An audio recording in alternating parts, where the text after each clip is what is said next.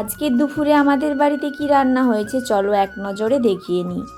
সবার আগে নিচ্ছি ভাত, তারপর নিচ্ছি ওল ভর্তা, একটু সর্ষে আর কাঁচা লঙ্কা মাখানো। তারপর নিয়েছি মাছের ডিম ভাজা, যেটা ঝুরো ঝুরো করে ভাজা হয়েছে, দারুণ স্বাদের। আলু করলা ভাজা নিয়েছি, আর আছে গাঁঠি কচু পুঁইশাক দিয়ে বানানো একটা মজাদার ঘন্ট। তারপর এসেছে সর্ষে দিয়ে রান্না করা মাছের ঝাল। গ্রেভিটা একটু মাখা মাখা করে এই মাছের রান্নাটা করলে দারুণ টেস্ট আসে। সবশেষে একটা সেদ্ধ ডিম। এভাবেই শুরু করলাম আমার দুপুরের খাওয়া। একদম ঘরোয়াভাবে সব কিছু রান্না করা হয়েছে। ডালটা আজকে মেনুতে নেই, কিন্তু ভাবছি আগামীকাল করে খাবো।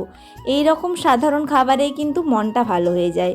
সব খাবারের মধ্যে সবচেয়ে আপন বাড়ির রান্না। এই যে মাছের লেজটা নিয়েছি আজ, আমি আসলে মাঝে মাঝে মাথার পিসও পছন্দ করি, কিন্তু আজকের লেজটা দেখে আর লোভ ছাড়তে পারলাম না। কাঁটা বেছে খেতে হবে ঠিকই, কিন্তু লেজে আলাদা স্বাদ থাকে, মানতেই হবে। তোমরা কে কোন পিসটা খেতে পছন্দ করো, মাথা, পেটি না লেজ? কমেন্টে কিন্তু অবশ্যই জানিও। টাটা।